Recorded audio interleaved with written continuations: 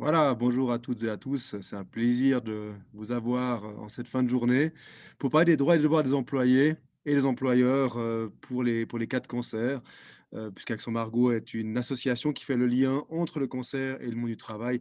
J'en donnerai quelques mots tout de suite. Avant de commencer dans le vif du sujet de ce webinaire avec nos intervenants, nos panélistes, quelques petites remarques quant à l'organisation du webinaire. Vous avez peut-être maintenant l'habitude hein, de pouvoir poser vos questions avec l'option Q&A ou Q&A en fonction de si vous avez votre système en français ou en anglais. C'est important puisque ces questions vont être prises par les panélistes, évidemment pas pendant qu'ils parlent, mais en général juste après. Et puis ils vont répondre, ces panélistes, au fur et à mesure, par écrit, aux questions que vous allez leur poser, ce qui permet évidemment de répondre à beaucoup plus de questions que si on les prenait simplement au niveau de la table ronde. Voilà, vous avez également la possibilité, au niveau de la table ronde, hein, qui aura lieu en fin d'événement, de poser vos questions directement. Et pour ça, il faudra lever la main. On est dans un mode webinaire où en fait, on doit vous activer le micro pour que vous puissiez parler. Oui, on a un grand pouvoir sur vous. Si vous voulez parler, vous levez la main et puis en fonction du déroulement de la table ronde, eh bien, on activera votre micro. Il faudra là l'activer vous-même. Donc, on vous donne la possibilité de l'activer, mais il faut encore faire une petite manipulation. Et puis, vous serez en direct avec nous. Voilà pour les questions d'organisation et de déroulement de cette conférence. On va rentrer dans le vif du sujet. On a trois intervenantes et intervenants de qualité qui, voilà, qui connaissent ces questions et ces problématiques de droits et devoirs des employés et des employeurs. On va commencer par Yves Ochuli qui va poser le cadre, finalement, le cadre légal lié à cet univers du droit en lien avec la maladie et en lien avec le cancer. Et ensuite, nous aurons Aurélie Meurman qui nous donnera son expérience. Finalement, ce sera du vrai storytelling. Elle va expliquer ce qu'elle a vécu en tant qu'employé touché par le cancer. Expérience qui, vous le verrez, est un peu mi-figue, mi-raisin. Et puis, on aura le plaisir d'accueillir Julie Libaud à la fin de la présentation comme dernière intervenante avant la table ronde. Elle est HRBP chez Richemont, grand groupe évidemment, un des plus grands groupes suisses, et qui va nous donner sa perception et ses bonnes pratiques en tant qu'employeur responsable en lien avec ces problématiques de cancer et en lien avec le travail. Voilà, en tout cas, on se réjouit beaucoup de cet événement. Peut-être, avant de démarrer, avant de passer la parole à Yves, quelques mots sur Action Margot, association qui a été créée un peu plus d'une année. Margot, c'était une collègue, c'est toujours une collègue dans nos cœurs et dans nos têtes, de Loïco, qui est malheureusement décédé du cancer il y a de ça un peu plus de 2 ans. Enfin, environ 2 ans maintenant. Et puis, c'est vrai que ça a beaucoup marqué l'équipe et l'équipe a souhaité faire quelque chose, l'équipe de Loïco. Et donc, l'idée a été de créer cette association parce qu'on sentait qu'il y avait un problème finalement de territoire dans le cadre de la lutte contre le cancer. C'est vrai que le lien entre cancer et travail était relativement peu fait. Et là, l'objectif de l'Action Margot, c'est de faire ce lien justement, de donner la possibilité à des personnes atteintes par le cancer eh bien, de discuter avec leur employeur grâce à l'association, voire même de trouver un nouvel employeur dans des conditions des fois de réinsertion, de retour au travail. Et puis également, cette association permet aux employeurs eh bien, d'avoir accès à toute une panoplie de services qui vont du conseil individuel à la personne, du conseil aux ressources humaines et au suivi individuel des cas de cancer au sein d'entreprise. Donc vraiment une panoplie de services assez large qui est vraiment accessible gratuitement pour les personnes atteintes du cancer. Et puis pour les entreprises, il y a une petite cotisation, mais qui est vraiment faible et qui permet de financer en partie l'association, qui par ailleurs se finance essentiellement par des fondations.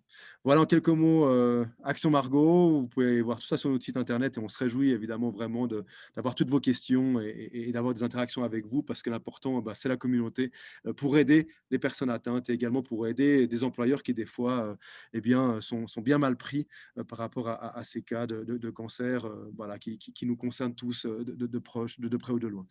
Voilà, sans plus tarder, on va passer la parole au premier intervenant. Il s'agit de Yves Ochuli, il est juriste et directeur adjoint de la Ligue vaudoise contre le cancer. Donc, c'est dire s'il en connaît un rayon sur la question. Cher Yves, vous pouvez activer votre micro, votre caméra. Voilà, on vous voit parfaitement. Et puis, donc, c'est moi qui vais passer les slides. Donc, je vous laisse la parole. Et puis, moi, je reste derrière aux manettes. À tout de suite, Yves, et merci d'ores et déjà pour votre intervention. Merci beaucoup Christophe. Bonjour à tous. Merci de m'avoir invité à ce webinaire. Donc effectivement, je vais aborder dans les minutes à venir la question du cadre légal en cas d'incapacité de travail. Et puis, je vous présente en fait, dans le cadre de mon exposé, d'aborder les problématiques suivantes. Tout d'abord, je vais vous présenter quelques chiffres relatifs à la maladie oncologique en lien avec le travail. J'aborderai ensuite les questions des obligations légales de l'employé lors de la survenance de l'incapacité de travail, les questions de droit au travail, de droit au salaire, excusez-moi, de période de protection contre le licenciement, l'impact de l'incapacité de travail sur le droit aux vacances de l'employé, et puis les obligations de l'employeur et de l'employé dans la procédure de l'assurance invalidité. Et puis enfin, je terminerai en parlant des droits et obligations lors de la procédure de recrutement. Je tiens à préciser que dans le cadre de cet exposé, j'aborderai ces thématiques sous l'angle du contrat de travail de droit privé, c'est-à-dire l'application du Code des obligations, et non pour les collaborateurs qui travailleraient auprès d'administrations publiques.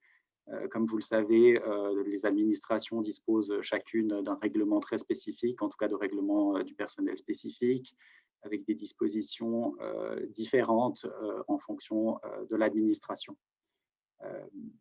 Voilà. Je passe maintenant en fait à la présentation de quelques chiffres en lien avec le travail. Donc, ce qu'il faut savoir, c'est qu'il y a environ 15 000 personnes en âge de travailler, c'est-à-dire âgées entre 20 et 65 ans, qui apprennent chaque année qu'elles sont atteintes d'un cancer en Suisse. Il faut savoir qu'il y a environ 42 000 personnes qui sont atteintes, qui apprennent avoir un diagnostic oncologique par année, que le cancer est la troisième cause d'absence de longue durée au travail, que 62% des personnes atteintes d'un cancer reprennent le travail. Donc ça, effectivement, c'est aussi dû au développement médicaux qu'il y a eu au cours des dernières décennies. Donc on constate effectivement qu'il y a de plus en plus de ce qu'on appelle des survivants du cancer et donc de personnes qui peuvent reprendre une activité professionnelle. Enfin, le risque d'être au chômage est de 37% plus élevé chez les personnes ayant survécu à un cancer que chez les personnes en bonne santé. Donc, on constate effectivement que la maladie oncologique a un réel impact sur le monde professionnel.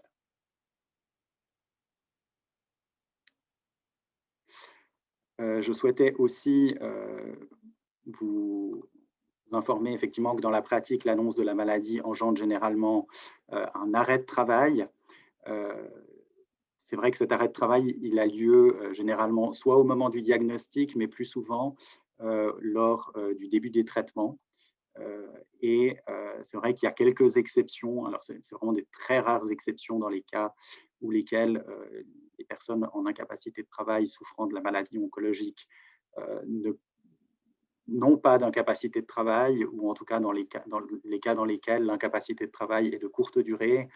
Ça dépend généralement les quelques exceptions, c'est effectivement que ça dépend en fonction des traitements et des effets de ces traitements sur le patient, du statut de la personne, notamment si c'est une personne indépendante qui est à la tête d'une petite entreprise et puis qui n'a par exemple pas d'assurance perte de gain maladie individuelle et qui n'a donc pas de ressources financières. C'est vrai que c'est typiquement le genre de situation où la personne atteinte d'une maladie oncologique aura tendance soit en tout cas à écourter la durée de son incapacité de travail, tout comme certaines personnes qui occupent une fonction dirigeante en entreprise. Une exception également, c'est l'employé dont le versement du salaire en cas d'incapacité de travail est de courte durée. Donc là, effectivement, on verra la question du droit au salaire et puis également justement l'effet, par exemple, de l'application de l'échelle de Berne, donc de l'absence d'assurance perte de gain maladie d'un employeur pour ses collaborateurs. Je passe maintenant aux obligations de l'employé lors de la survenance de l'incapacité de travail. Donc, la première chose que le collaborateur doit faire, c'est naturellement informer spontanément et sans tarder son employeur de son incapacité de travail. Naturellement, du taux dans le cadre du certificat médical et puis, mais naturellement aussi en fait de la durée prévue de l'incapacité de travail. Il n'y a pas d'obligation de communiquer le motif de l'incapacité de travail parce que ça relève de la sphère privée. Il doit naturellement, ce collaborateur, remettre un certificat médical à son employeur. Alors, il faut savoir que la loi ne prévoit pas de délai de remise d'un tel certificat. L'usage, c'est que le collaborateur remette un tel certificat dès le 3e jour d'incapacité de travail. Mais pour cela, chaque collaborateur doit effectivement se référer au règlement du personnel ou effectivement aux dispositions spécifiques qui peuvent prendre la forme d'une convention collective de travail, par exemple, pour savoir à partir de quel jour d'incapacité de travail il doit remettre un tel certificat médical.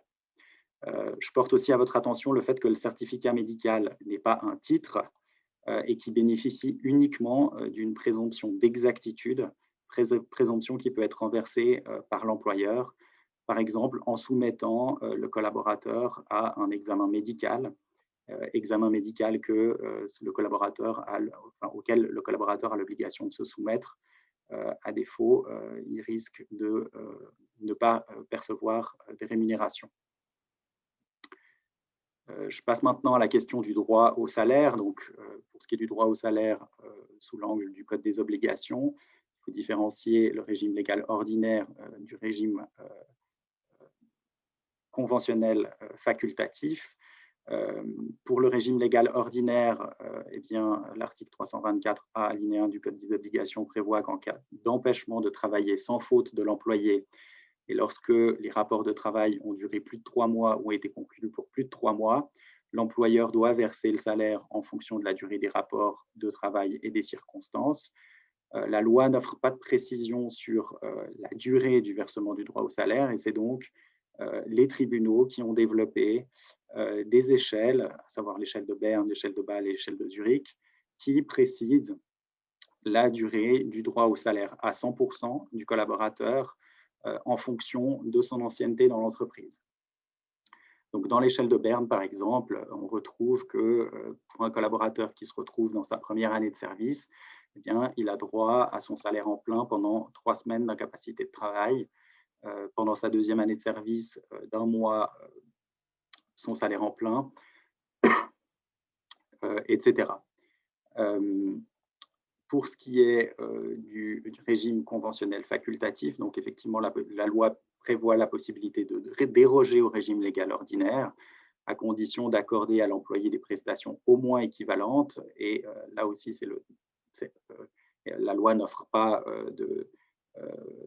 de définition de ce que c'est que des prestations au moins équivalentes. Et c'est donc le tribunal fédéral qui a déterminé ce que c'était que cette notion juridique indéterminée et a indiqué que la condition d'équivalence était réalisée si l'indemnité journalière correspond au moins à 80% du salaire et que cette indemnité est versée durant au moins 720 jours sur une période de 900 jours consécutifs, que l'employeur prend à sa charge au moins la moitié des primes d'assurance et puis que l'indemnisation intervient après un délai de carence de 2-3 jours maximum sans droit au salaire.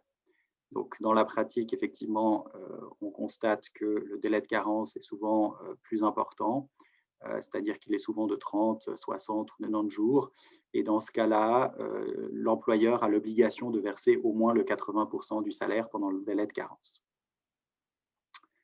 Si on reste sur la question du régime conventionnel facultatif, donc on a vu que c'était le régime lors duquel l'assurance perte de gain maladie collective verse des indemnités journalières à l'employé incapable de travailler, qui est en incapacité de travail. Il faut savoir que ces indemnités journalières, qu'il n'y a pas de cotisation sociale sur ces indemnités journalières à l'AVS, AIAPG, AC, donc au premier pilier.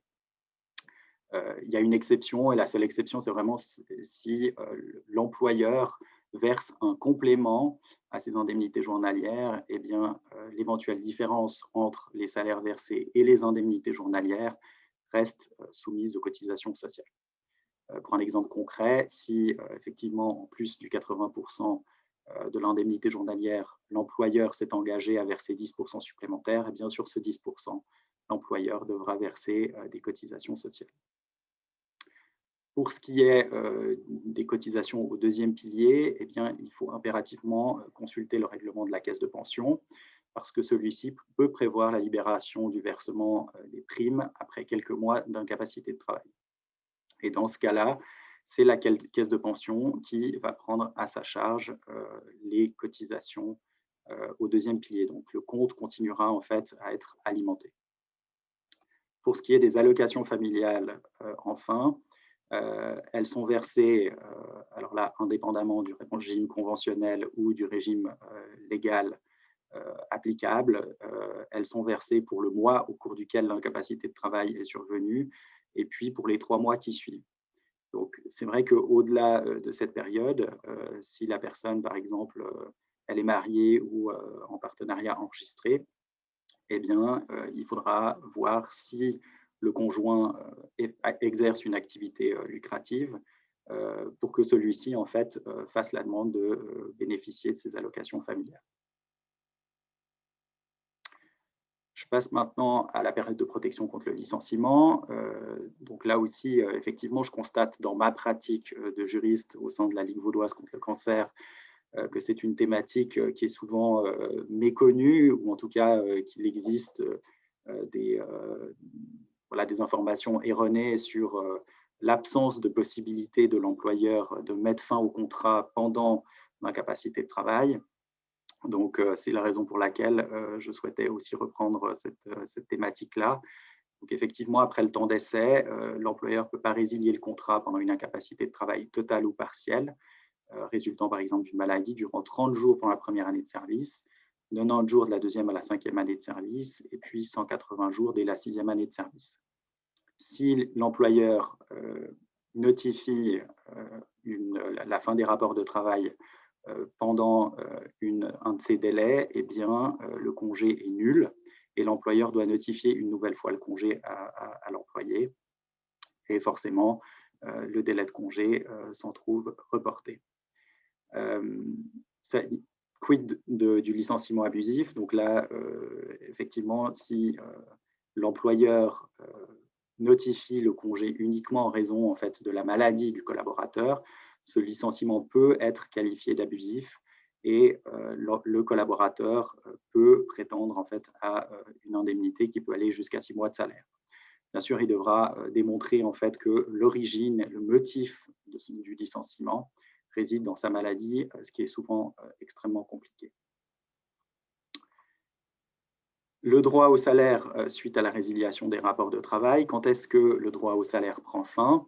Eh bien, si c'est le régime légal ordinaire qui s'applique, eh bien, la fin du droit au salaire est prévue à l'échéance du délai prévu par l'échelle de Berne, lequel ne coïncide pas systématiquement avec la fin des rapports de travail. Donc, c'est vrai qu'il faut toujours être vigilant par rapport à ça et garder ça en mémoire. Donc, c'est vrai que la fin du droit au salaire se termine soit à l'échéance de l'échelle de Berne, mais au plus tard à la fin des rapports de travail. Pour ce qui est de l'assurance perte de gain maladie collective, je vous rappelle qu'il existe 2 régimes d'assurance. L'assurance qui est régie par les règles de la LAMAL, et puis l'assurance qui tombe sous le régime de la LCA, qui est la loi sur le contrat d'assurance. Pour ce qui est de la LAMAL, eh bien, il faut savoir que le droit aux indemnités journalières prend fin le dernier jour des rapports de travail. Toutefois, la loi prévoit la possibilité pour le collaborateur de passer dans le régime individuel dans les 3 mois qui suivent la réception de la communication écrite de l'assurance. Donc, ça veut dire que le collaborateur, il doit se manifester auprès de l'assurance perte de gain maladie pour effectivement solliciter ce passage dans le régime individuel, ce qui lui permettra de continuer à bénéficier d'indemnités journalières. Par contre, il devra lui verser les primes afférentes à cette police. Pour ce qui est du régime LCA, eh bien, il faut savoir que c'est un régime de droit privé. Dès lors, il faut impérativement consulter la police d'assurance et les conditions générales d'assurance, car c'est eux qui vont effectivement déterminer ce qui se passe en cas de résiliation des rapports de travail. Il y a certaines conditions générales qui prévoient un droit, malgré la fin des rapports de travail, au versement en faveur de l'employé d'indemnités journalières durant 720 ou 730 jours. Dans ces cas-là, la fin des rapports de travail n'a aucune influence sur le droit de l'employé de bénéficier de telles indemnités.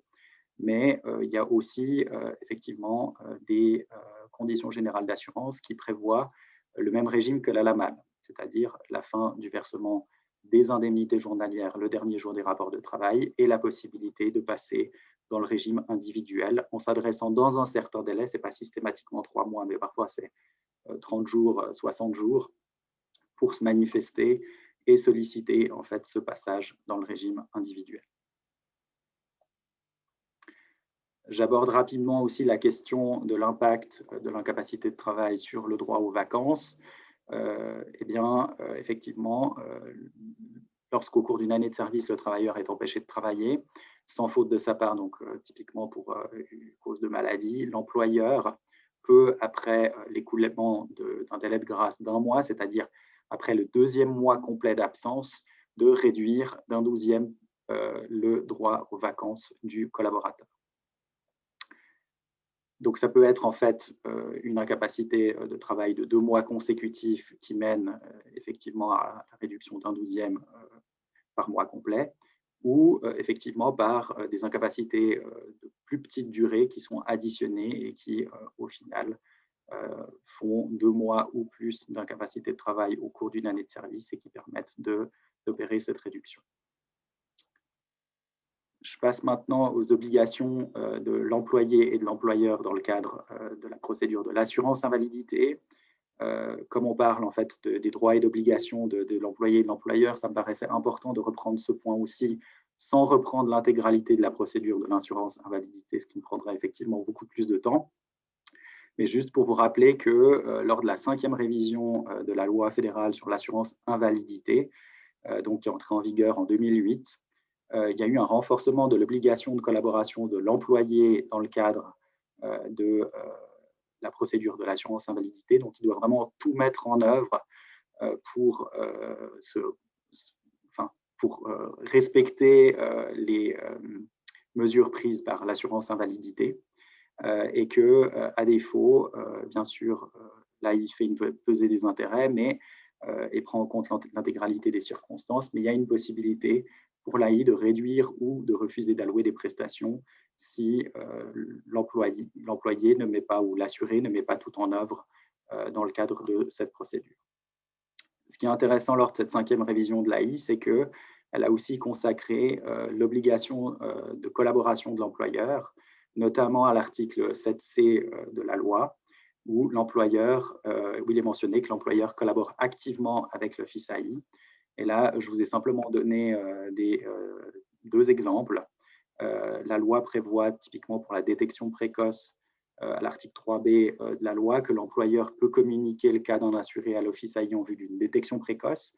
Donc, la détection précoce, le but, c'est vraiment d'établir déjà un premier contact entre l'employé et l'Office AI pour pouvoir par la suite prendre des mesures le plus rapidement possible pour éviter l'invalidité.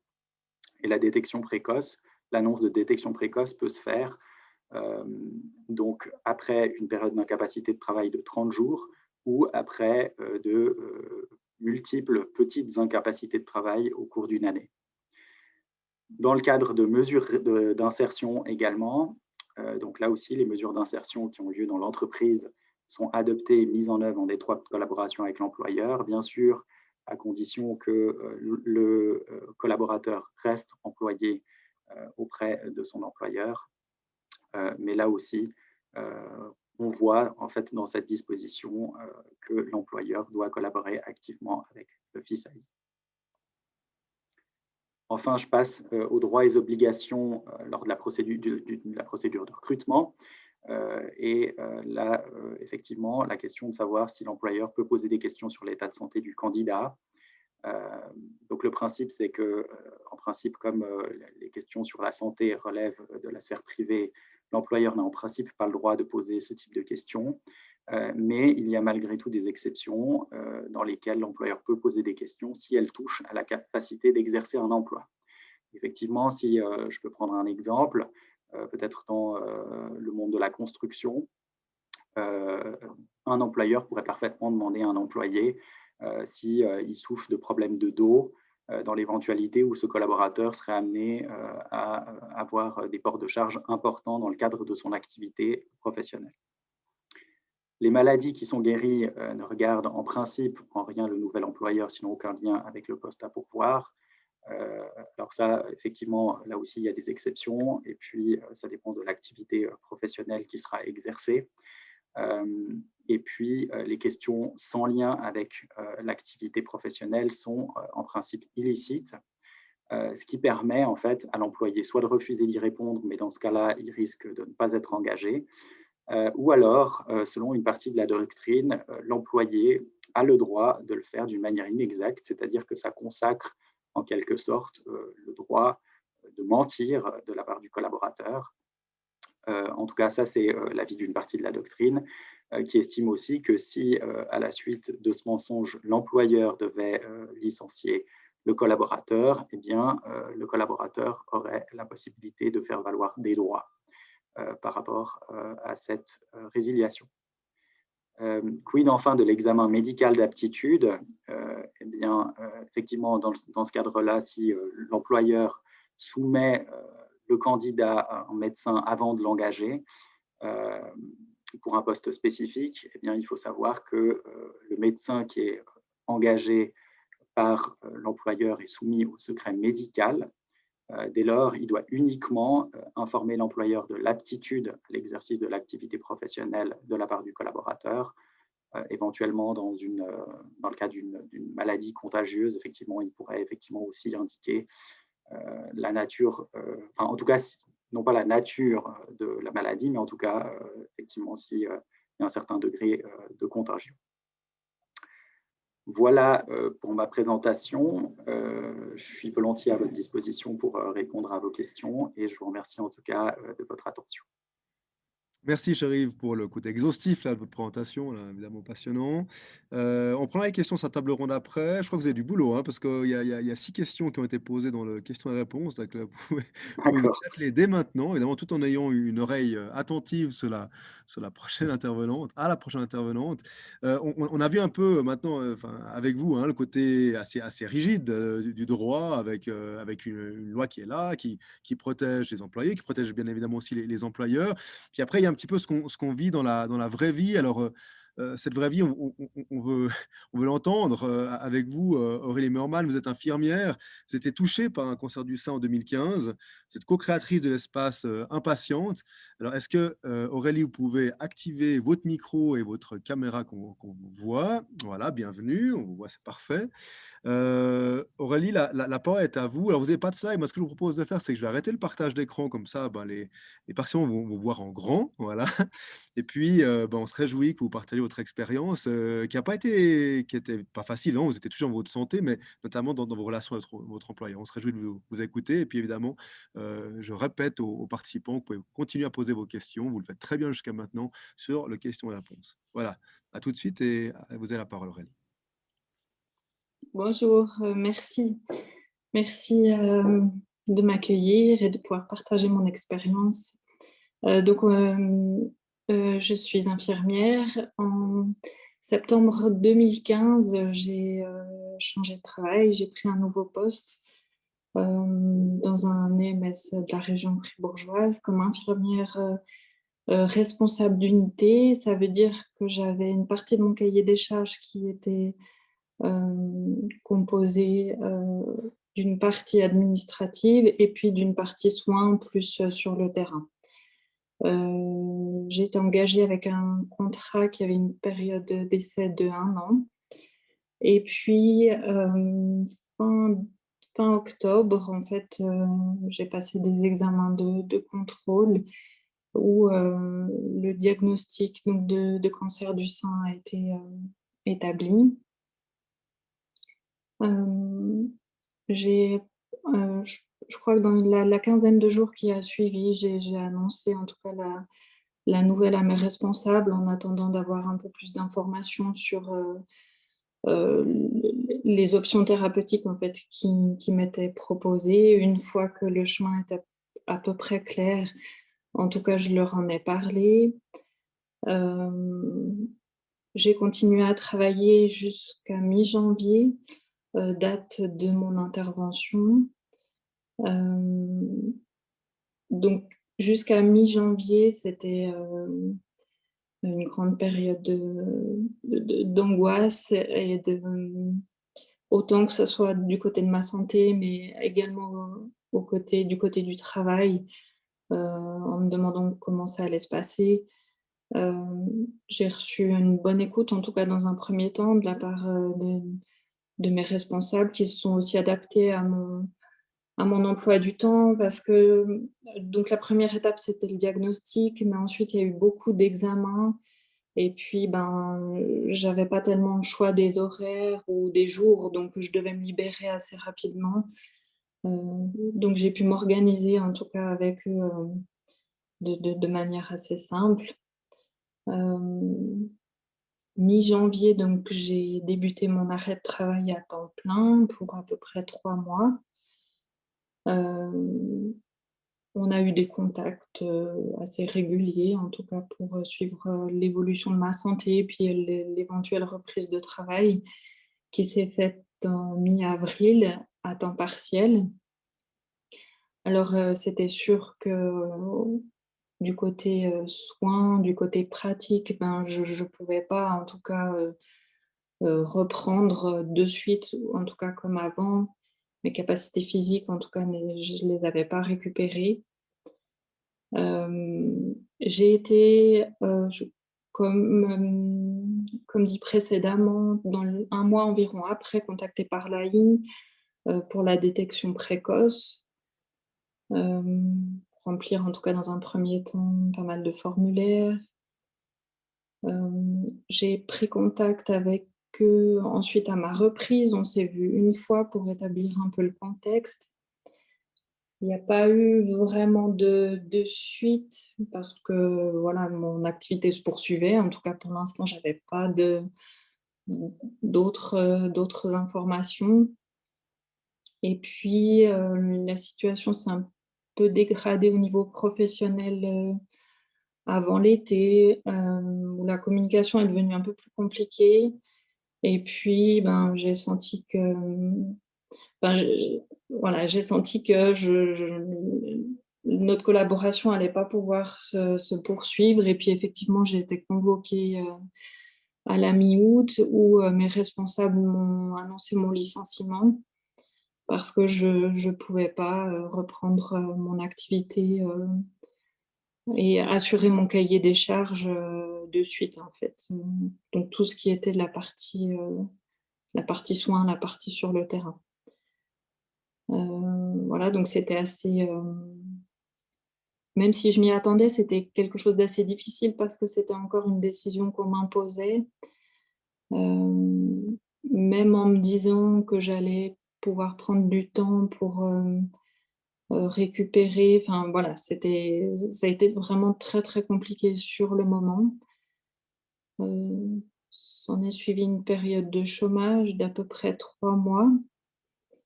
Donc le chômage assez compliqué aussi parce qu'une infirmière au chômage, heu, dans la tête des gens, c'est une infirmière qui a fait une bêtise ou qui a eu un gros problème. Donc voilà, c'était des questions assez indiscrètes, en tout cas, même au niveau du chômage, des formations, voilà, donc c'était difficile de jongler entre, ne pas divulguer trop d'informations, enfin ne pas divulguer d'informations sur mon état de santé qui ne les regardait pas et en même temps, beaucoup de questions, voilà. Le chômage a été assez, rapide finalement. Hem, En fait, j'ai retrouvé un travail j'ai commencé en décembre, mais là pareil aussi, il a fallu jongler parce que j'avais une intervention de prévue en novembre et puis j'ai eu pas mal d'entretiens, en septembre, octobre et puis il fallait justifier pourquoi je ne pouvais pas prendre tout de suite un poste, alors que j'étais libre finalement. Heu, donc voilà, sans expliquer mon intervention, l'état de santé, voilà, c'était assez, compliqué et encore, encore beaucoup de stress. Hem, j'ai postulé à plusieurs endroits qui dépendaient de la même, fondation, de la même association et puis, en fait, ils envoient une attestation, en fait, à remplir, sur l'état de santé. En fait, où ils précisent bien que c'est cette attestation qui sera validée par le médecin, du service de médecine du travail, qui va valider, en fait, l'engagement. Donc cette déclaration sur, l'état de santé, elle notifiait, en fait, plusieurs questions. La première étant: «Est-ce que vous êtes suivi par une maladie chronique pour une maladie chronique? Et si oui, laquelle?» Donc ces 2 petites questions, étaient très délicates pour moi. Est-ce que si je remplis, comment ça va être pris? Est-ce que ça va valider mon engagement ou pas du tout? J'en ai beaucoup parlé avec, mon médecin traitant qui m'a conseillé, qui a été très présente et puis donc elle m'a conseillé de le dire, ce que j'ai fait, ce qui n'a pas posé de problème ensuite pour l'engagement. J'ai été contactée par le service de médecine, du travail, avec lequel, j'ai pu échanger, qui s'est rendu disponible. Voilà, donc tout s'est bien, déroulé au final, mais voilà, c'était une grosse tension en tout cas jusqu'à ce que j'ai la décision finale. Hem, Peut-être ce que j'ai pas précisé, c'est au niveau de l'AI. Donc dans mon précédent travail je vous ai dit que j'avais été contactée donc pour la détection précoce. Quand j'ai senti que les rapports devenaient un peu plus, tendus, en fait, j'ai recontacté l'AI pour avoir un peu plus de soutien et puis, malheureusement, j'ai pas eu de retour. Ma conseillère était absente et puis elle a pas pu être remplacée, donc à ce moment-là, je me suis vraiment retrouvée, toute seule. Donc j'ai géré, ça tout seul, en sachant que j'avais proposé à mes responsables, peut-être des adaptations de poste ou une réorientation au sein de l'établissement, puis ça a pas été pris en compte, en tout cas. Voilà.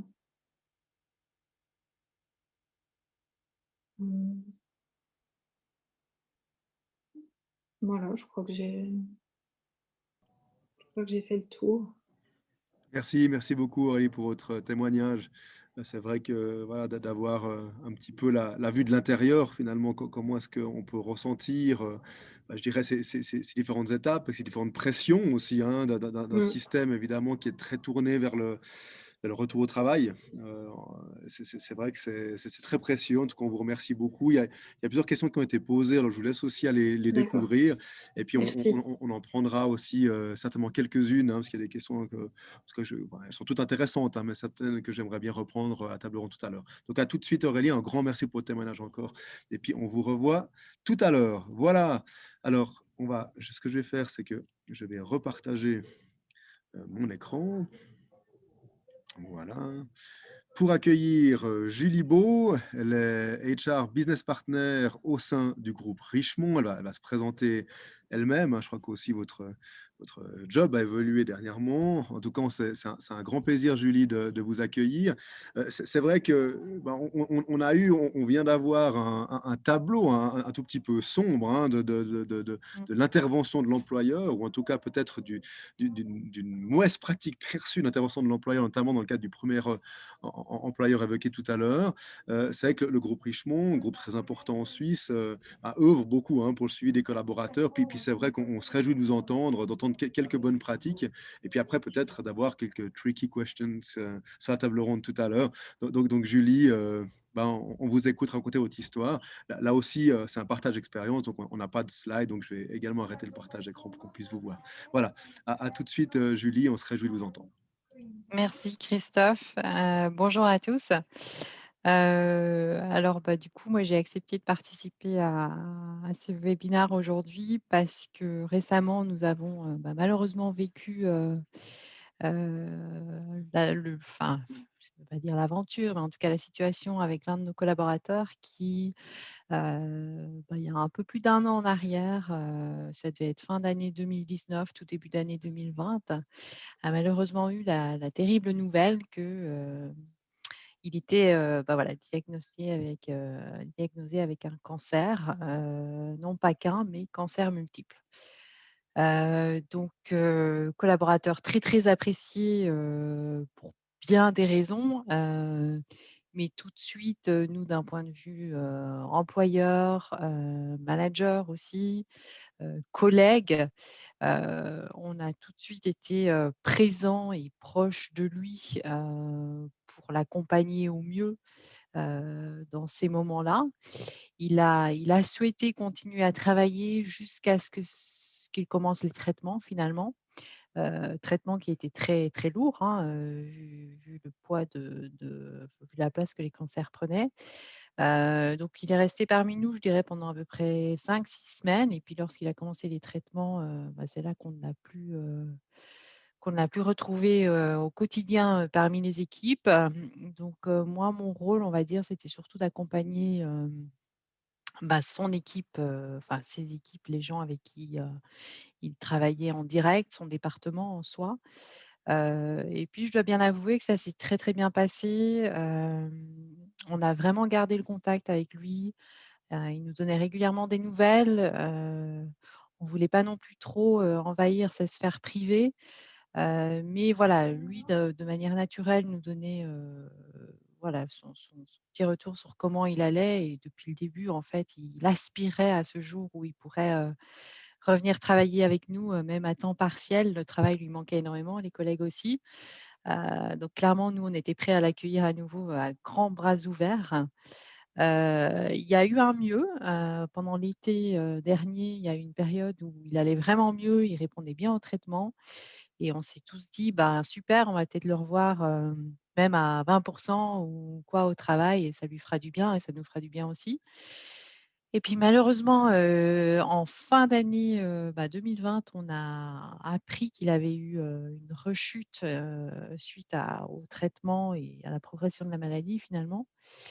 Et à ce moment-là, comme les nouvelles n'étaient pas, tellement bonnes, avec le directeur du département, je lui ai quand même conseillé qu'on fasse appel, à on a au sein du groupe une plateforme qui est disponible pour tous nos collaborateurs, plateforme que les collaborateurs peuvent contacter en tout cas, s'ils ont des problèmes de la sphère privée ou même professionnelle, que ça touche à un état de santé ou autre et qui accompagne également aussi les managers, dans des situations très difficiles. Donc j'ai tout de suite encouragé, le chef, de ce département-là à prendre contact avec nos partenaires pour, lui déjà d'un point de vue management, se faire accompagner dans une situation difficile comme ça et pour aussi recevoir les outils, pour accompagner son équipe.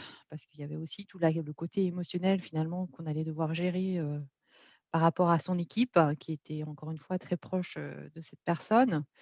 Donc on a mis tout ça en place, ça l'a beaucoup aidé, ça a beaucoup aidé les collaborateurs. Hem et puis finalement, je dois dire la situation, on a eu toujours une approche de bienveillance, notre but n'était pas du tout, de mettre une pression quelconque ou quoi. Notre but, était vraiment finalement d'espérer revoir, ce cher monsieur parmi nous un jour, et puis, malheureusement, ici, il y a 2 semaines en arrière, la maladie l'a rattrapé et malheureusement, il nous a quittés. Tout de suite, il a fallu, voilà, on a accompagné l'équipe, moi, j'ai tout de suite, organisé, des appels one to one avec chacun des collaborateurs du département pour voir si ça allait, s'il y avait quoi que ce soit que je pouvais faire, pour les accompagner dans des moments, difficiles comme ça. Et puis d'un côté employeur, c'est vrai qu'on a toujours eu, cette approche de bienveillance par rapport à nos collaborateurs touchés par, des situations aussi dramatiques que ça. Et donc finalement, on n'a pas eu, j'ai envie de dire je ne pense pas qu'on ait eu quoi que ce soit, sur cette période qui n'ait pas été naturel de notre part, en tout cas. On voulait avant tout la bienveillance par rapport à cette personne et à sa famille et voilà. Donc c'est un petit peu mon retour d'expérience. Je n'en ai vécu qu'un, pour le moment. Je n'espère pas, avoir à en revivre, d'autres, mais sait-on jamais. Mais en tout cas, je pense qu'en tant qu'employeur, il est important de pouvoir accompagner nos collaborateurs dans des moments comme ça, leur famille, de soutenir l'équipe restante et puis d'être, toujours disponible, si besoin. Merci beaucoup, Julie, pour ce témoignage. En plus, qui est évidemment d'autant plus difficile que tout ça est très, très récent. Donc, on vous Mmh. remercie voilà, d'avoir pris la parole aujourd'hui. On sait que c'est non pas facile. Ce que je vous propose, alors, du coup, c'est que vous activiez si ce n'est vos micros, mais en tout cas vos caméras, hein. Donc là, je parle aux autres intervenants, donc à Aurélie et à Yves, et puis on va passer à la petite partie table ronde. Alors, vous avez déjà bien travaillé, hein. Je vois qu'il y a 8 questions qui ont été résolues dans le Q&A. Il y en a encore 5 qui sont ouvertes. Moi, j'avais déjà une question, alors un peu générale, à vous poser à toutes et tous. Peut-être répond qui se sent le premier, mais est-ce que vous considérez aujourd'hui que notre système social suisse par rapport à ces cas est bien outillé? Peut-être question à Yves, hein, mais qui voit passer beaucoup de cas. Où est-ce qu'il y a des trous dans notre système? Où est-ce qu'on pourrait peut-être faire mieux? Je sais que c'est une question qui est passée tout à l'heure, que j'ai vu, que j'ai trouvé intéressante. Le système suisse, comment il se comporte par rapport à ces cas de cancer au travail? Bon, c'est vrai que il y a de plus en plus de collaborateurs en fait qui sont soumis au régime conventionnel facultatif, c'est-à-dire que il y a plus de collaborateurs en Suisse qui ont une telle protection par leur employeur. Donc en fait, c'est vrai que pour une maladie de longue durée, d'avoir la possibilité d'avoir un droit au salaire d'environ 2 ans, parce que finalement 720, 730 jours, c'est finalement 2 ans d'indemnité journalière. Eh bien, c'est vrai que ça offre une certaine marge, d'autant plus que c'est vrai qu'on constate que dans l'intervalle, l'assurance invalidité a aussi, en principe, le temps de rendre sa décision. Maintenant, c'est clair que le régime de l'échelle de Berne, enfin des échelles, il est aujourd'hui insuffisant. C'est vrai que quand on a un collaborateur qui est relativement récent dans son entreprise, d'avoir quelques semaines, voire quelques mois de droit au salaire, même si c'est le salaire en plein, c'est nettement insuffisant. Il faut savoir aussi que, bah, effectivement, même si on prend un collaborateur qui travaillerait déjà depuis 40 ans ou plus au sein de l'entreprise, il a droit qu'à 10 mois de salaire en plein. Et c'est vrai que les traitements de la maladie oncologique, alors voilà, il faut différencier en fait. Effectivement, il y a certains cancers qui prennent quelques mois, d'autres beaucoup plus de temps parce que il peut y avoir effectivement dans un premier temps une chirurgie, ensuite une chimiothérapie, une radiothérapie, l'immunothérapie. Donc c'est vrai que ça peut être des processus et des traitements qui peuvent être très longs. Et c'est vrai que pour moi, à titre personnel, il faudrait rendre obligatoire l'assurance perte de gain en cas de maladie, que ce soit pour les indépendants ou pour les salariés. Il y a déjà eu de telles initiatives au niveau politique, mais elles ont toutes été rejetées essentiellement C'est pour les intéressant, Yves. Désolé, financières. je vous coupe, mais c'est Oui. vrai que vous disiez en préparant cette conférence alors moi j'avais l'impression que la plupart des employeurs étaient couverts en perte de gain maladie. Vous disiez que ce n'est pas le cas, hein, notamment pour les petites structures et pour les indépendants.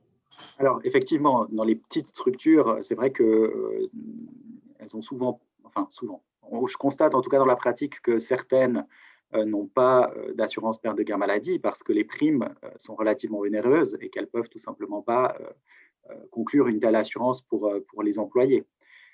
Donc c'est vrai que on a une grande partie de la population en Suisse qui travaille pour des grandes entreprises ou des moyennes entreprises. Et c'est vrai que ces entreprises-là, généralement, elles disposent d'une telle couverture.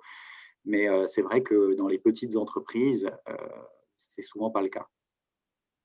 Et c'est des risques qui, pour les assureurs, sont devenus de plus en plus complexes, hein, avec l'évolution des cas psychologiques ces 10-15 dernières années. Il y a même beaucoup d'assureurs aujourd'hui qui refusent, notamment d'assurer les grands employeurs. Et nous, on le voit alors, sur notre terrain de l'assurance que Loïco connaît bien. Mais merci pour l'intervention. Mais du coup, Julie et Aurélie, sur cette question de l'adéquation du système suisse, est-ce que vous voulez rajouter quelque chose ou est-ce qu'on passe? J'ai plein de questions, évidemment, encore à vous poser. Mais... Moi, je Aurélie. voulais juste rajouter par rapport à la durée du traitement. Enfin, dans le cas, par exemple, du cancer du sein, il faut bien se rendre compte que l'hormonothérapie, elle dure au minimum 5 ans.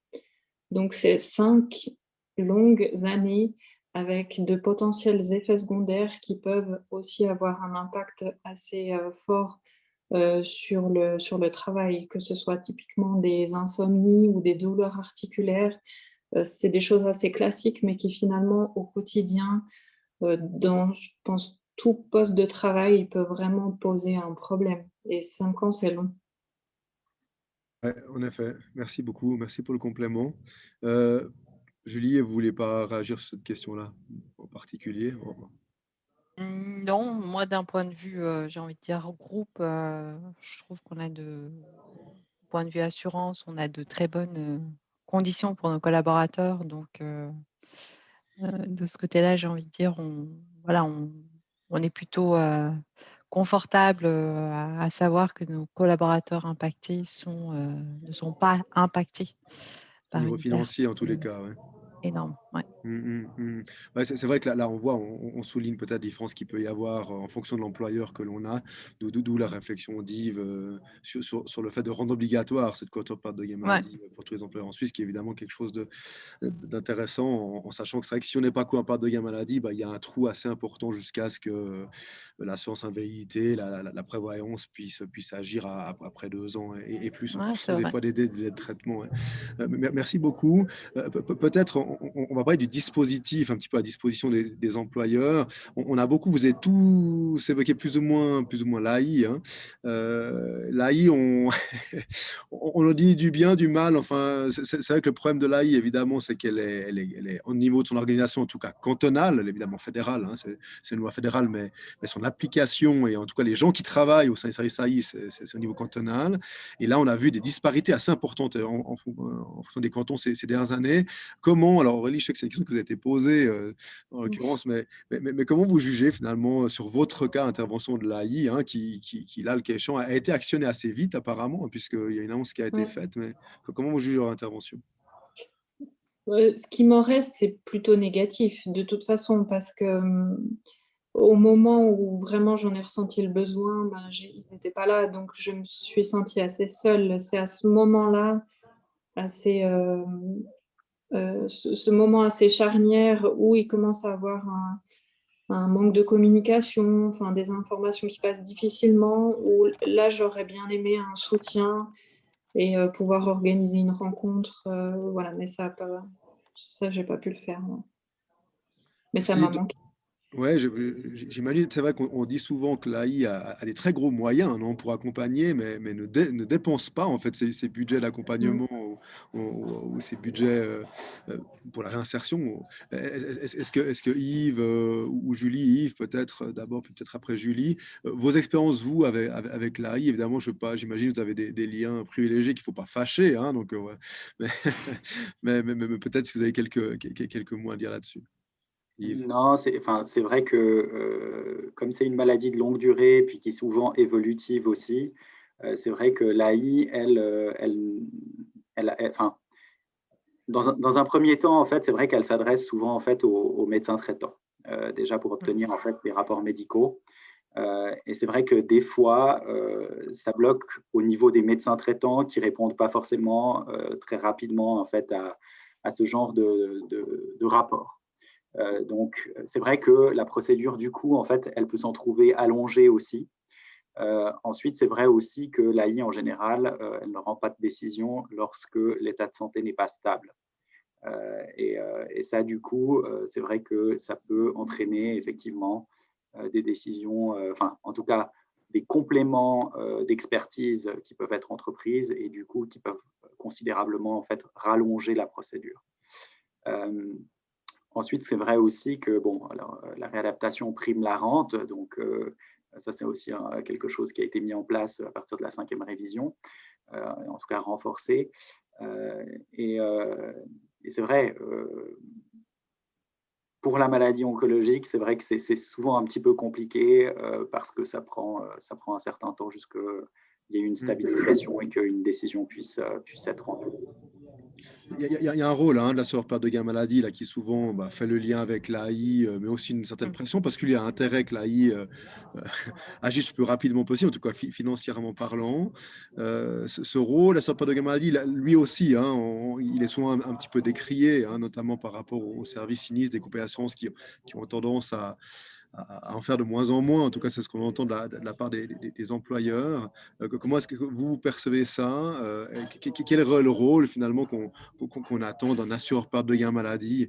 Peut-être pour être très concret, Julie, vous, quels sont les liens que vous avez eus avec l'assureur perte de gain maladie? Qu'est-ce qui vous a aidé à faire? Qu'est-ce qui vous a aidé à ne pas faire? Ou ce qui n'a pas fait pour vous pour cette phase? C'est quelque chose à dire? Ou bien est-ce que vous vous êtes reposé vraiment sur, vous avez énoncé le fait que vous aviez un desk pour gérer ces cas qui, je crois, est Ouais. externalisé? Bah, Et plutôt après, dans ce cas particulier ici, c'est le collaborateur lui-même, en fait, qui m'a contacté un jour parce qu'il avait reçu par courrier, tous les documents de l'AI et donc il avait un peu de mal, ce qui peut être assez choquant pour un collaborateur de recevoir. voilà, il avait un peu de mal à compléter le tout et cetera et donc du coup, j'avais passé un bon moment avec lui pour l'aider, et j'avais moi-même envoyé un petit message, au nom de la personne qui figurait sur ces documents pour lui dire qu'ils hésitent pas à me contacter si besoin. Mais après, j'ai plus de contact vraiment avec eux, donc je ne sais pas dans quelle mesure, ils ont avancé ensuite, mais en tout cas, dans ce cas-là, concrètement, j'ai pas eu, énormément de contact avec eux. Par contre, Mmh. sur un autre cas, mais qui n'est pas lié au cancer, c'était un collaborateur qui avait perdu l'utilisation de ses mains après avoir fait de la gravure pendant des années, donc il ne pouvait plus être graveur en soi et là, pour le coup, j'avais trouvé que l'AI nous avait très, très bien accompagnés, et grâce à eux, il a pu refaire une formation, il a pu intégrer une autre position au sein du groupe. Enfin, on a eu vraiment une super, finalité. Mais en tout cas, dans ce cas ici, pour notre collaborateur, j'ai pas eu beaucoup de liens avec eux.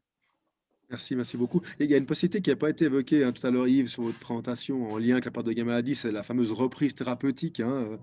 Donc le fait que l'assureur continue à payer les indemnités à 100%, à 80 ou à 90, et puis malgré le fait que quand reviennent petit à petit, c'est une mesure que vous jugez efficace. Oui, effectivement, c'est une mesure qui est efficace à partir du moment où effectivement le collaborateur peut reprendre à 10-20 déjà pour se refamiliariser avec le monde du travail, pour voir aussi après la maladie quelles sont ses capacités et où sont ses limites. Et c'est vrai que du coup, il n'a pas d'objectif de performance. Et en même temps, il est assuré en fait de continuer à percevoir, effectivement, comme vous avez dit, le 80, enfin au moins le 80% de son salaire. Donc, je pense que c'est une mesure qui est positive et qui peut être efficace. Donc réduire la Maintenant, pression sur les équipes, réduire la pression aussi, permettre de continuer à payer une personne qui a peut-être été appelée en renfort, en remplacement, et donc oui, qui va travailler en parallèle pour justement permettre aux collaborateurs concernés de revenir dans des conditions de pression réduites, disons. oui, tout à fait, c'est exactement ça. Ouais. Donc, je pense que c'est effectivement un gain à la fois pour le collaborateur, mais aussi effectivement pour l'employeur, du coup. Merci beaucoup. Il y a une question qui a été posée par Francis que je trouve très intéressante. Et toutes les questions sont intéressantes, mais là, dans le déroulement, en tout cas, d'une discussion, je la trouve intéressante. La question de la communication. On dit souvent que les médecins sont les pires communicants du monde, que dans les formations de médecine, il n'y a pas de. Pour l'avoir vécu aussi personnellement sur certains cas, je me dis, mais c'est assez fou de pouvoir communiquer comme ça alors qu'il y a une santé qui est touchée, qu'il y a des familles qui sont concernées. Donc là, on parle du domaine médical. Mais la communication, comment est-ce que vous, Aurélie, qui avez vécu la communication d'entreprise, finalement, donc, comment est-ce que vous l'avez perçue, cette communication, finalement? Vous avez dit que vous avez été, à un moment donné, voilà, relativement choqué, notamment dans le cas du licenciement. Mais si vous pouvez parler un petit peu de la communication de l'employeur en lien avec votre cas. Je pense qu'elle est effectivement très importante. Enfin, dès le début, On a communiqué régulièrement. Donc pour moi, c'était plutôt bien parti. C'était quelque chose qui était assez réciproque parce qu'autant moi, je pouvais aller vers eux pour expliquer certaines informations. Puis ça circulait assez bien. Et puis, à partir du moment où ça ne circulait plus, ça s'est nettement dégradé. Et je pense que c'est vraiment très, très important de pouvoir maintenir ce lien, même s'il y a des points de vue qui diffèrent.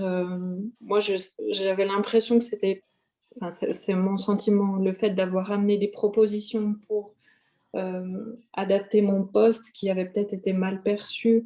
Mais en même temps, j'ai pas. C'est vrai que je pense qu'à ce moment-là, ça aurait été important qu'on ait le soutien d'une personne, d'un tiers, pour pouvoir,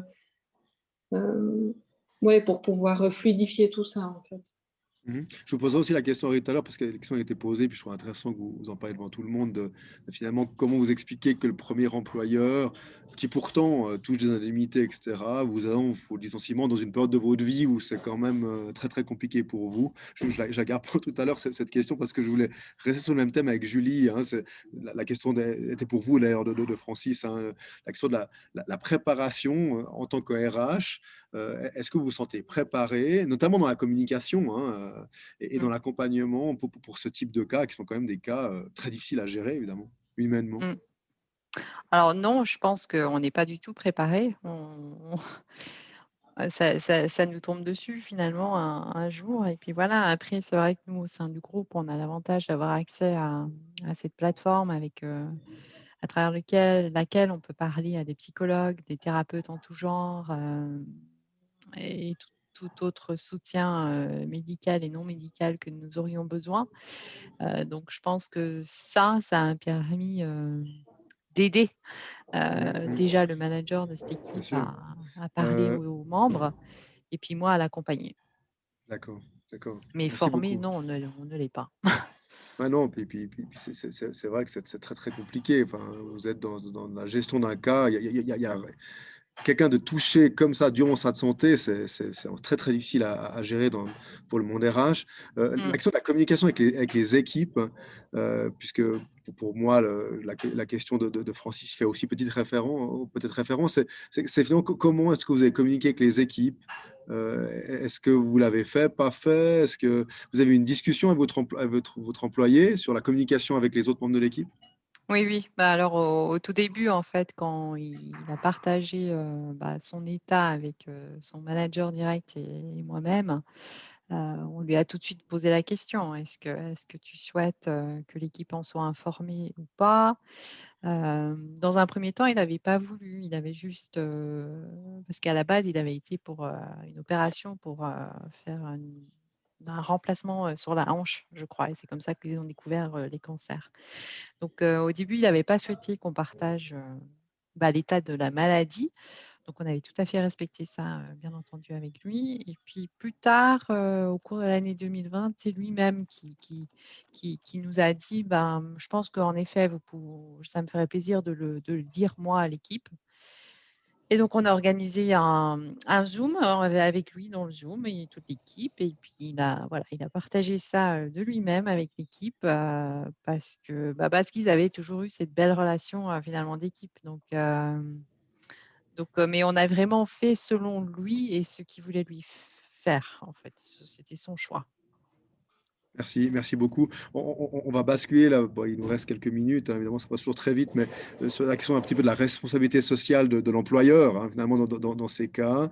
Aurélie, vous, justement, puisque je vous ai un petit peu ouvert la porte tout à l'heure, hein, sur la perception que vous avez eue, finalement, de ce licenciement dans une phase vraiment compliquée de votre vie, j'imagine que vous l'avez mal vécu, mais peut-être juste nous en dire un petit peu plus.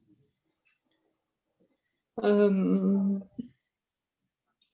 je pense que c'est toujours lié au manque de communication, en fait.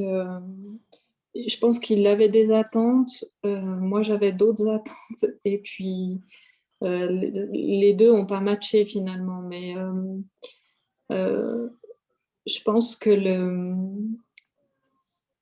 le licenciement, avec du recul, je peux le comprendre. Euh, Mais sur le moment, c'est très difficile parce que, moi, je pensais je pensais énormément à mon état de santé et pour parler clairement, avec des angoisses de mort. Hem, mon parcours de soins n'était pas encore, complètement terminé et je me rendais bien compte qu'on n'était pas du tout sur les mêmes préoccupations et que la communication était plus possible finalement. Mmh. C'est vrai que ça peut paraître, alors bon, on est employeur, nous, Loïco, Richemont est employeur. C'est vrai que ça peut paraître assez particulier malgré tout alors qu'en plus on a les assurances sociales qui sont là pour couvrir ces cas, que dans une période où quelqu'un a besoin vraiment d'un soutien le plus fort possible parce qu'il pense d'abord à se battre pour sa vie et sa santé, qu'on le licencie. Enfin moi, bref, je suis que l'intervieweur ici, mais là je donne mon avis.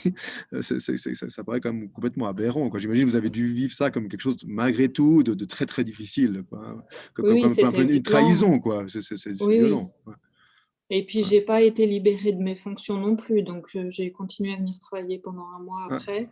La grande classe. Heu, donc c'était très rude, ouais. Ouais. Ouais, la grande classe, comme vous dites. Ouais, Ouais. la grande classe. Bon, merci. Peut-être peut-être une question, parce qu'on a Martha qui nous a rejoint. Donc Martha, c'est la secrétaire générale de, de Action Margot. Comme ça, voilà, vous la voyez et vous mettez un visage sur un nom. On a pas mal parlé des dispositifs qui sont là pour accompagner les collaborateurs. Peut-être Martha, donne-nous un exemple de ce qu'Action Margot fait pour accompagner des collaborateurs qui seraient atteints dans leur santé par le cancer.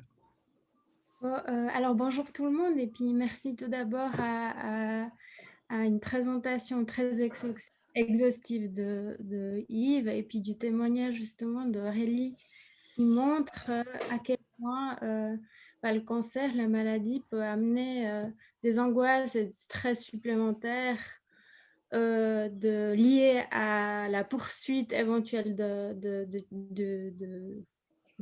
carrière Travail. professionnelle et puis qui devrait pas avoir lieu parce que être malade en soi, c'est déjà c'est déjà un fardeau assez lourd à porter et en fait, c'est justement dans ces situations que finalement on est là parce qu'on connaît comment, les assurances sociales fonctionnent, on connaît, quelles sont les pratiques, à mettre en œuvre au sein des entreprises pour pouvoir justement amener un dialogue entre l'employeur et l'employé. Parce qu'au final, la conclusion d'aujourd'hui et la conclusion de notre premier webinaire, c'est qu'au final, la chose la plus importante, c'est le dialogue, c'est la communication et au C'est final, qu'Aurélie l'a dit, hein, tout à l'heure, hein, c'est vrai. même si on a le droit de ne pas se prononcer sur notre état de santé, la meilleure chose toujours, c'est d'avoir un employeur bienveillant qui nous écoute et qui est ouvert à adapter notre poste, à parler de nos craintes, de nos obstacles, etc.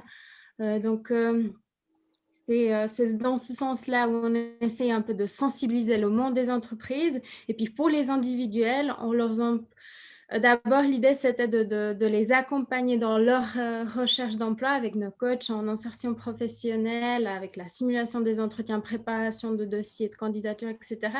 Mais au final, on se retrouve à proposer un accompagnement beaucoup plus large et beaucoup plus global avec un soutien juridique grâce à un partenariat qu'on a avec un cabinet genevois, OA Légal, qui sont simplement géniaux pour toute aide qui nous fournissent. On est aussi là Et des pour des... avocats gratuits, c'est rare, hein. Oui, D'accord, hein, gratuit, ouais. gratuit.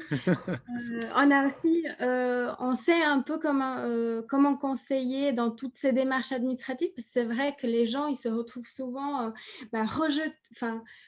jetés à nouveau dans le système. Mais tout d'un coup, ces traitements sont finis, ils doivent de nouveau travailler, mais en fait, ils sont souvent seuls et c'est souvent en fait la solitude. Et puis maintenant, je fais quoi? Je devrais prétendre que tout va bien, que c'est derrière, mais ça a forcément des répercussions sur la personne. Et du coup, on propose vraiment quelque part une prise en charge globale pour ces gens qui se retrouvent dans des situations soit de licenciement, soit de recherche d'emploi, soit avant annoncer la maladie à son employeur, etc. Donc, n'hésitez pas à nous contacter si vous avez besoin et de poser les Merci, questions. Martha. Merci beaucoup, merci Martha. Ouais, c'était bien aussi de préciser dans quel cadre Action Margot pouvait agir. Voilà, en tout cas, un tout grand merci. Franchement, moi, j'ai passé un très, très bon moment avec vous sur des thématiques pas faciles à traiter. Vous l'avez bien fait, vous avez vulgarisé, vous avez aussi fait part de votre expérience. Vous avez montré comment un employeur pouvait être bienveillant. Vous avez montré comment ça pouvait être difficile, évidemment, s'il l'était un petit peu moins. Et c'est vrai que c'est la réalité des cas qu'on peut vivre sur le terrain. Donc, en tout cas, un tout grand merci pour votre partage. Un grand merci d'avoir été avec nous. Pour ceux qui nous écoutent, merci d'avoir été avec nous également. Vous allez avoir bientôt un petit mail avec le lien vers le replay. Vous allez avoir le Q&A. Donc, ce qu'on va essayer de faire avec les intervenants, peut-être, c'est de travailler juste après pour remplir les quelques questions qui n'auraient pas encore été complétées. Comme ça, vous allez avoir un Q&A qui sera définitif. Les présentations, parce que la question nous a été posée aussi, donc celle d'Yves, en l'occurrence, elle sera également transmise. Yves, si vous donnez Oui, bien sûr, votre sans accord. problème. Magnifique. Voilà, puis il me reste une dernière chose, hein, c'est en l'occurrence de vous annoncer le prochain événement qui aura lieu le 6 mai à 16h30 sur l'assurance sociale, parce que là aussi, il y a beaucoup de choses que l'on peut faire, beaucoup de choses que l'on peut activer en tant qu'employeur, notamment et même en tant qu'employé. Et puis, ce n'est pas toujours fait de manière super optimale parce que c'est un univers extrêmement complexe. Voilà, en tout cas, un tout grand merci à toutes et à tous. Et puis, à tout bientôt pour un prochain webinaire d'Action Margot. Portez-vous bien, restez en santé. Et puis là, c'est bientôt l'heure de l'apéro, donc buvez un verre, ça fait du bien. Bonne soirée à toutes et à tous. Au revoir.